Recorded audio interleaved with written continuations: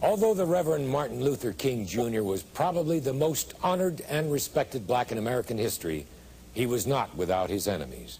And none was more vindictive than J Edgar Hoover.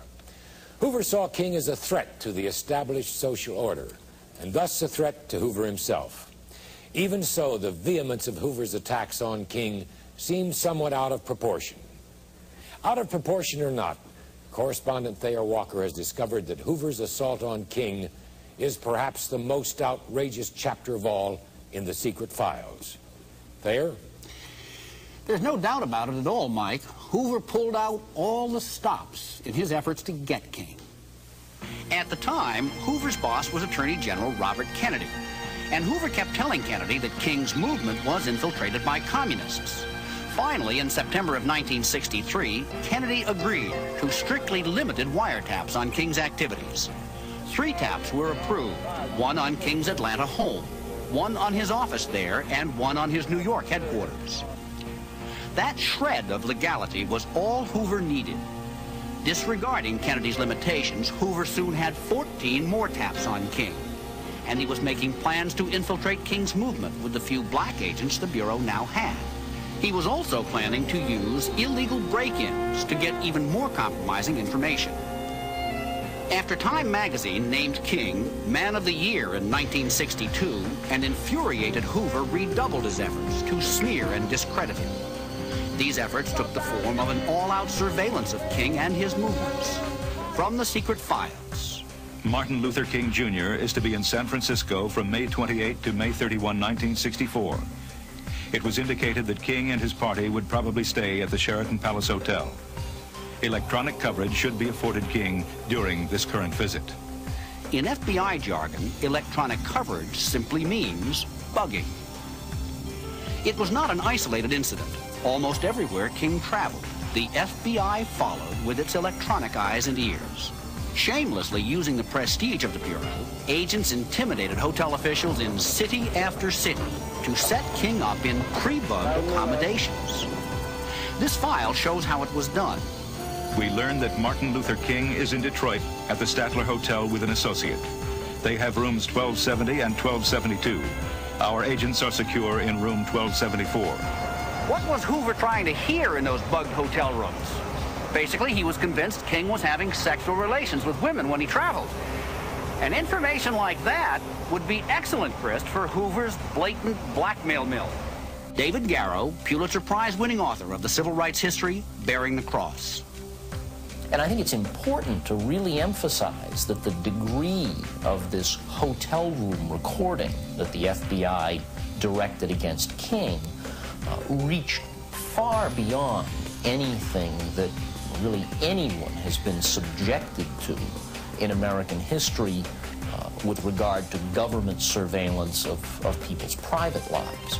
Former presidential candidate Jesse Jackson served on Dr. King's staff and reflected on the civil rights leader's feelings about the surveillance. I think his basic position was that there's no defense against ambush and sabotage and corruption at the highest levels of government.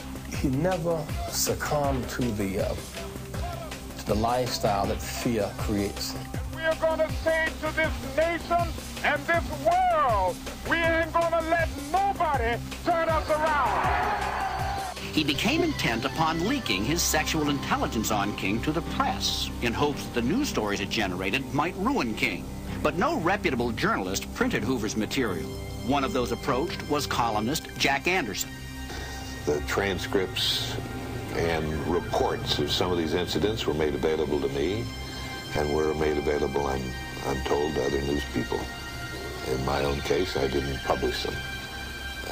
But the FBI made an undercover effort to discredit Martin Luther King. Frustrated by its inability to rope in the news media, Hoover's FBI stooped to one of the shabbiest tricks in its history. A group of agents was authorized to put together a tape containing samples of what they felt was some of the most damaging recordings. The tape was sent anonymously to King's office, along with a letter which read in part, "Your end is approaching. King, There is only one thing left for you to do. You know what it is. The tape was opened by Dr. King's wife, Coretta. They mailed them to Dr. King's wife, a willingness to try to destroy his home as a way of intimidating him or controlling his actions. Again, that was so illegal and so immoral. In December 1964, King requested a meeting with Hoover in an effort to end their war. To his face at the meeting with King, Hoover congratulated him for winning the Nobel Peace Prize. But after the meeting, the director's pettiness became evident.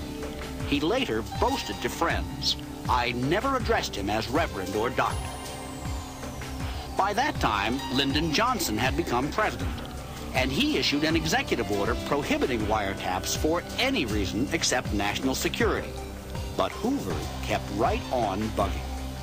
In addition to evidence of illicit sex, Hoover wanted desperately to prove the King's movement was manipulated by communists. The tapes of those hotel room buggings have been ordered sealed by the courts until the year 2025.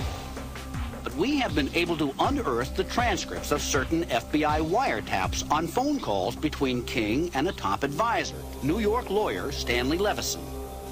The agency was certain that Levison was King's link to the Communist Party.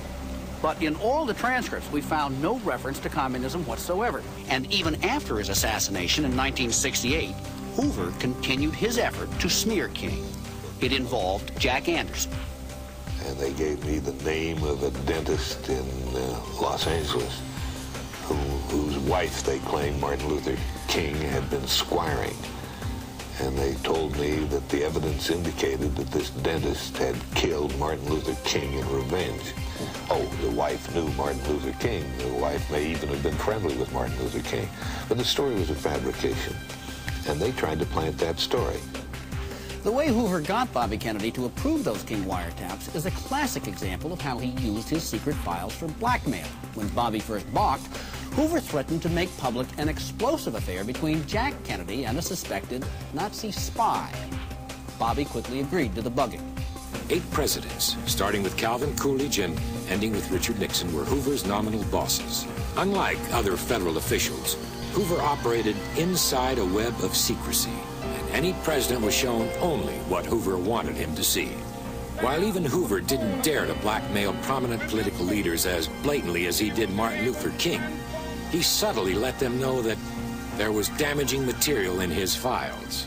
He would call up a politician as his friend, and he would say, "Congressman," he said, "your enemies are spreading this terrible story about you. And I just wanted to alert you and to let you know that we're going to do what we can to stop it," thereby letting the congressman know that the FBI knew all about this embarrassing episode in the man's past. Because we want to get this word out. You know, if everybody started exposing the Vatican and the things that I'm bringing forth in my literature, like you take, for instance, if I'm not telling the truth, then why is the Vatican and some of the branches of the Vatican, like the BATF, the FBI, the IRS, and all these people, why are they hiring people to assassinate me? They want to silence my mouth. Our last interview we did have on John Peeler, who was the FBI agent, one of the agents assigned to destroy your ministry and to put you in jail. He did say he was assigned to assassinate you, but did not accept it.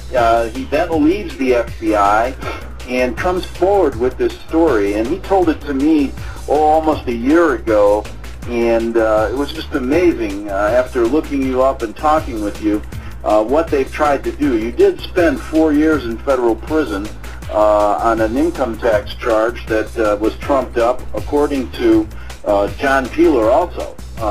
So it's just been one thing after another, and the question is, if you are not telling the truth, why would they spend so much of an effort?